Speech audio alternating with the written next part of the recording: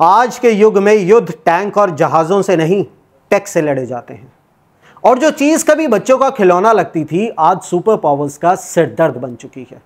मैं बात कर रहा हूं फर्स्ट पॉइंट व्यू ड्रोन्स की, यानी FPV ड्रोन्स की। मैं परवेश बामल और आप देख रहे हैं स्टोरीज ऑन स्पॉटलाइट। और आज हम जानेंगे कैसे कुछ हजार रुपए का एक ड्रोन अरबों डॉलर की मिलिट्री ताकत को ध्वस्त कर सकता है। हाल ही में यूक्रेन ने रशिया के एंगल्स और सॉल्स्टे एयर बेसिस पे ऐसा ही अटैक किया, जिसे नाम दिया गया ऑपरेशन स्पाइडर वेब। 40 से ज्यादा स्ट्रेटेजिक बॉम्बर्स जैसे Tu-95 और Tu-22 को 4000 किलोमीटर अंदर रूस की सीमा में ड्रोन से हिट किया गया। और ये कोई मिसाइल या फाइटर जेट नहीं थे, बल्कि $500 के आसपास के do it yourself FPV drones थे, जिनमें ऑप्टिकल फाइबर से जुड़ी कंट्रोल सिस्टम लगे हुए थे। इन ड्रोन्स में लाइव वीडियो फीड थी, रिमोट कंट्रोल्ड प्रिसिशन टारगेटिंग था और कुछ में तो 18 से 20 किलोमीटर की रेंज तक की कनेक्टिविटी भी थी। छोटे आकार और तेज गति के कारण ये ट्रेडिशनल रडार सिस्टम्स की पकड़ में नहीं आते। अब अगर हम इन्हें कंपेयर करें कन्वेंशनल एसेट से, तो हम पाएंगे कि एक इंटरकॉन्टिनेंटल बैलिस्टिक मिसाइल की कीमत $100 मिलियन तक हो सकती है, एक स्टेल्थ एयरक्राफ्ट की कीमत $2 बिलियन तक, जबकि एक FPV ड्रोन की कीमत मात्र $500 के आसपास होती है। यूक्रेन ने इन ड्रोन्स को लकड़ी के ढांचे में छिपाकर ट्रक्स की छतों पर रखकर लॉन्च किया और फिर AI असिस्टेड टारगेटेड सिस्टम की मदद से हाई वैल्यू टारगेट्स को निशाना बनाया। इंडिया भी अब इस चेंजिंग रियलिटी को रिकॉग्नाइज कर चुका है।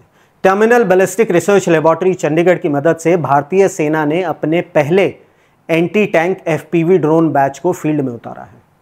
शुरुआत में 5 ड्रोन्स डिप्लॉय किए गए हैं, पर अगले फेज में 100 और ड्रोन्स को तैयार करने की योजना है। लेकिन यह सिर्फ ऑफेंसिव कैपेबिलिटी की बात नहीं है। इंडिया डिफेंसिव और डिटेक्शन टेक में भी तेजी से इन्वेस्ट कर रहा है। इंडिया के कुछ उभरते हुए काउंटर ड्रोन आर्सेनल्स में सबसे प्रमुख नाम है भार्गव अस्त्र माइक्रो मिसाइल सिस्टम, एक मल्टी लेयर्ड सिस्टम जो गाइडेड और अनगाइडेड माइक्रो मिसाइल से स्वॉर्म ड्रोन्स को न्यूट्रलाइज कर सकता है। आकाश तीर एयर डिफेंस सिस्टम, एक इंडिजिनस सिस्टम जो लो एल्टीट्यूड एयर स्पेस का सर्वेलेंस करता है और ground based air defence system को कंट्रोल करता है। इंद्रजाल ऑटोनोमस ड्रोन डिफेंस ड्रोन, एक AI पावर्ड सिस्टम जो अलग अलग ड्रोन थ्रेट्स को डिटेक्ट कर सकता है, including low signature and night time stealth attacks. India लगातार मॉक ड्रिल्स भी कर रहा है, जिसमें एरियल ड्रोन स्ट्राइक्स के अगेंस्ट रैपिड रिस्पांस कैपेबिलिटीज को टेस्ट किया जा रहा है। लेकिन इस रेस का सबसे बड़ा खिलाड़ी है चाइना।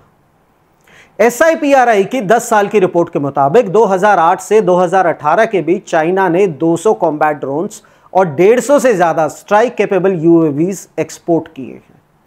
और चाइना के टॉप बायर्स हैं UAE, सऊदी अरेबिया, इजिप्ट और पाकिस्तान। आज China stealth UAVs, micro drones और AI बेस्ड स्वार्मिंग टेक पर काम कर रहा है और हमारा पड़ोसी देश पाकिस्तान इसका इस्तेमाल इंडिया के खिलाफ पहले ही कर चुका है। एक अनुमान के मुताबिक इंडिया को ड्रोन वॉरफेयर के मामले में चाइना से बराबरी करने में कम से कम 10 साल लग सकते हैं, और वो भी तब जब हम आज से फुल स्पीड पर काम शुरू करें। तो क्या ये सिर्फ ड्रोन वॉरफेयर है या पूरी मिलिट्री डॉक्ट्रिन की नई परिभाषा? फ्यूचर में लड़ाइयां low cost, high impact, AI guided deep strikes की होंगी, जहां जीत सिर्फ पैसों से नहीं, बल्कि एजिलिटी, इंटेलिजेंस और स्पीड ऑफ एग्जीक्यूशन से तय होगी। और यहां एक बड़ा सवाल है, क्या इंडिया केवल टेक्नोलॉजी खरीद कर प्रिपेयर्ड हो सकता है, या फिर हमें अपनी स्ट्रैटेजिक माइंडसेट को ही बदलना होगा? आपका क्या मानना है?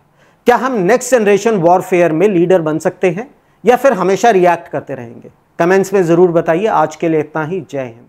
चुनावी वादों का वड़ा पाव, अर्थव्यवस्था का भरता, गर्मा गर्म मुद्दों का चटपटा विश्लेषण, व्यंग का तड़का with a bit of serious discussion. हर हफ्ते special episodes, stories on spotlight with Parvesh Pamil, only on rapid leaks YouTube channel.